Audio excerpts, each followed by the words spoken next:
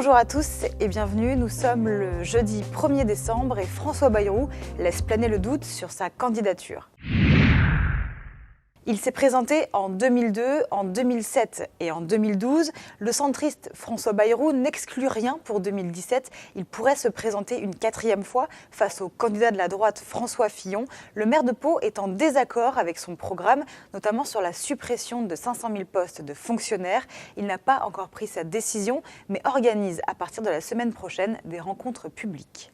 J'ai de l'amitié pour François Fillon depuis longtemps, et tout le monde le sait, lui-même l'a dit sur votre plateau. Et deuxièmement, je veux l'alternance. Je veux une alternance qui change l'avenir de la France. Simplement, le projet qui est celui de François Fillon est dangereux pour l'alternance.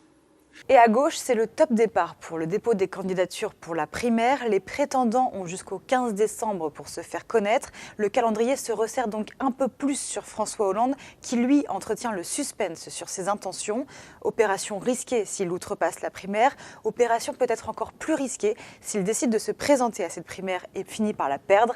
En tout cas, Benoît Hamon, qui lui est candidat, exprime des inquiétudes sur la tenue de ce scrutin. Imaginez qu'aujourd'hui, la gauche fasse l'impasse sur les primaires, se livre à un exercice où dès le premier tour des élections présidentielles, de Mélenchon à Macron, en passant par le candidat socialiste, les écologistes et tous les autres, on soit 5, 6, 7, tout ça, ce serait la promesse d'une chose, c'est d'un second tour Fillon-Le Pen. Moi, je ne m'y résous pas. Mathias Léridon, spécialiste de la communication politique, analyse l'attente que suscite François Hollande. Bonjour Mathias Léridon. Bonjour. Merci d'être avec nous. Alors cette semaine, on ne parle que d'une chose. Est-ce que François Hollande ira ou n'ira pas? Est-ce qu'il sera candidat, primaire ou hors primaire? Le suspense est total. Pourquoi il veut à ce point maîtriser et entretenir ce suspense? D'abord parce que François Hollande, c'est la stratégie de l'insupportable attente. Et pourquoi l'insupportable attente? Parce qu'il veut garder d'abord la maîtrise, il veut être le maître du temps et de la parole. Aujourd'hui, dans un univers en termes de communication qui lui échappe un peu, parce qu'on voit bien que tous les sondages le mettent 5e ou 6e au premier tour, il a quelque chose qui, dans sa stratégie de communication, dont il a complètement le contrôle, c'est sa prise de parole. On s'aperçoit que depuis quelques semaines, une espèce de cure médiatique, il ne prend la parole que dans des exercices très présidentiels. Et en fait, c'est plutôt son absence de prise de parole qui crée la tension. Sa posture par rapport au temps, face à la pression de l'ensemble de ses camarades, François Hollande veut garder la maîtrise du temps. Et pourquoi il veut garder la maîtrise du temps? Parce que la maîtrise du temps, c'est l'assurance de la guerre des nerfs en termes de communication parmi tous les candidats potentiels de la gauche. Oui, parce que là, on voit bien qu'il trépigne, que ce soit Benoît Hamon ou Arnaud Montebourg. Ils émettent des doutes sur cette primaire-là. Est-ce qu'elle aura lieu? Est-ce qu'elle n'aura pas lieu? C'est quoi sa stratégie finalement? Eh bien, sa stratégie, c'est, deuxième élément, la maîtrise de la primaire, du calendrier même de la primaire. La primaire, c'est le 15 décembre, la date butoir. Et le calendrier de la primaire, sa stratégie de communication, sa stratégie de non-déclaration, pour l'instant, joue en sa faveur. Pourquoi? Parce que tous les candidats de la primaire, les uns après les autres, sont obligés de se présenter. Il ne faut pas tous se présenter le 14 décembre. Ce faisant, il y a une espèce de bouillonnement de candidats. On s'aperçoit qu'on en a maintenant plus de 8 ou 9. Et la réalité, c'est que chacun de ces candidats aux primaires crée une tension autour de lui. Il y a des petites phrases, il y a des interventions médiatiques. Il y a une espèce de bouillonnement qui est très très loin de la capacité de rassemblement dont il faudra que l'un d'entre eux puisse avoir pour accéder au deuxième tour.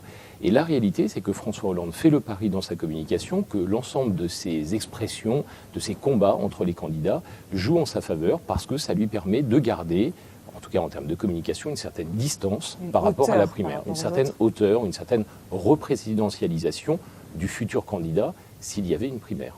Et alors, dans tout ça, quelle est la conséquence pour la droite, puisque donc, François Fillon a été élu dimanche, et finalement, il n'a pas encore son candidat, son adversaire direct? Alors, le troisième point de la stratégie de communication de François Hollande, c'est aussi cette stratégie de la maîtrise du processus de maturation du candidat de droite.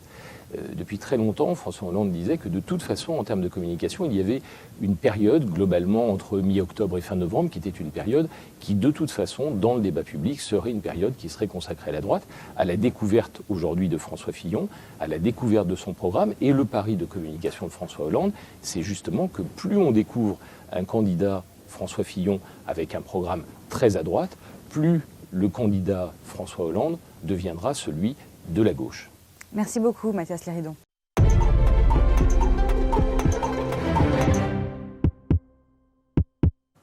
Bonjour Florence Portelli. Bonjour. Vous êtes maire de Taverny et surtout un soutien de François Fillon, le candidat de la droite pour l'élection présidentielle. Je vous propose 3 sujets d'actualité politique. Vous en choisissez un pour le commenter ensuite. Le premier, c'est justement sur François Fillon, qui est porté par des très bons sondages cette semaine après son élection de dimanche. Le deuxième sur Hervé Morin, qui veut créer un pôle centriste pro-Fillon. Alors c'est un petit peu compliqué au centre, tout ce qui se passe depuis la primaire de la droite. Et enfin, François Bayrou, donc encore au centre, le MoDem, qui refuse pour le moment de se rallier à François Fillon. Qu'est-ce qui vous inspire ce matin ? Un peu les 3, mais bon, je vais vous parler quand même de François Fillon qui est premier du baromètre. Ouais. Alors c'est vrai que vu ce qui s'est passé au premier et au second tour, c'est pas une énorme surprise. Parce qu'il a été porté par des bons scores. Il a été porté par des très hauts scores quand oui. même, parce que ce qui a été sidérant, c'est déjà la participation pour ces primaires, qui montre d'ailleurs que la droite est capable de réussir un exercice démocratique. On a toujours dit c'est des partis qui ont la culture du chef, donc ça va être compliqué de faire des primaires. Et le travail qui a été fait d'ailleurs par Thierry Solaire et Anne Levade est absolument remarquable. Donc il y a eu un grand élan populaire, et après le confirmer par un score très fort au premier tour, et un score d'autant plus fort au second tour qu'il avait quand même été très brocardé, puisque là, tout d'un coup, il y a eu un focus sur François Fillon. Oui. Et on a dit, bon, là, attention, on va s'intéresser à son programme. Donc, du coup, son score va décroître. Et au contraire. Donc, ça veut dire que même en portant des valeurs très fortes de la droite, eh bien, un électorat de droite qui attendait ça visiblement depuis longtemps et qui le plébiscite. Donc, je pense que c'est une bonne nouvelle pour notre électorat traditionnel. Mais le chemin est long jusqu'à la présidentielle, justement. Oui. Là, le focus est autour de lui, la dynamique est de son côté. Il va falloir l'entretenir. Comment l'entretenir dans le temps ? Ça, c'est compliqué, non ? Vous savez, c'est un pilote de course, donc il a l'habitude de gérer le temps, même sur des circuits compliqués. Et là, en effet, il va falloir pas tout donner dans les premiers mois, parce que sinon, il va Vous allez laisser passer un petit peu la gauche, leur primaire, etc. Et peut-être oui, mais en même temps, il va continuer à travailler, parce que vous savez, ce qui a porté François Fillon, c'est pas d'avoir commencé 6 mois avant les primaires. Ça fait 3 ans qu'il travaille son projet, 3 ans qu'il va à la rencontre des Français, et 3 ans, il a pris le temps, et c'est très rare, je peux vous dire, dans ce milieu-là où ils sont souvent persuadés d'avoir la vérité avant tout le monde, il a pris le temps d'écouter des experts. Il a bâti son programme en écoutant des experts. Et donc, c'est quelqu'un qui sait ce que c'est que de prendre le temps et d'écouter. Là, maintenant qu'il connaît bien son projet, je crois qu'il va prendre le temps de la pédagogie, d'aller à la rencontre de toutes les Françaises et les Français. Et 6 mois, c'est à peu près ça. 5 mois, ouais. 5 mois ne seront pas de trop. Et vous-même, vous êtes donc un soutien de François Fillon. Est-ce que, au tout début de la campagne, vous auriez pu imaginer, j'imagine que vous étiez optimiste, mais à ce point d'avoir des scores aussi forts ? Alors, à ce point, non. Mais en tous les cas, ce qui était sûr, c'est que je n'envisageais pas de soutenir quelqu'un d'autre. Oui. Vous étiez sûr qu'il allait gagner ? Déjà, j'espérais qu'il gagne, mais vraiment, c'était inconcevable pour moi que quelqu'un d'autre gagne. Vous savez, quand vous êtes persuadé que vous soutenez le meilleur, que personne n'est aussi intègre et brillant que la personne que vous soutenez, l'idée de soutenir quelqu'un d'autre est assez insupportable. Donc vraiment, on l'espérait, et je n'étais pas la seule ardemment qui soit portée par une vague. Et puis surtout qu'on ne soit pas les seuls à s'être rendu compte qu'il était le meilleur. Il ne faut pas que la vague redescende maintenant, c'est ça ? Elle ne redescendra pas.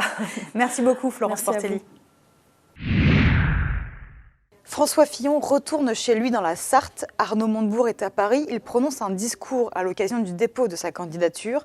Benoît Hamon est à Toulouse. Marine Le Pen poursuit sa tournée dans les DOM-TOM. Elle est à Mayotte aujourd'hui. Nicolas Dupont-Aignan est dans le Lot-et-Garonne à Agen. Pendant que la gauche peine à organiser sa primaire, Jean-Luc Mélenchon est dans son couloir. Le candidat de la France Insoumise a obtenu le soutien du Parti communiste. Il est crédité de 11 à 13% dans les sondages, c'est-à-dire plus que François Hollande.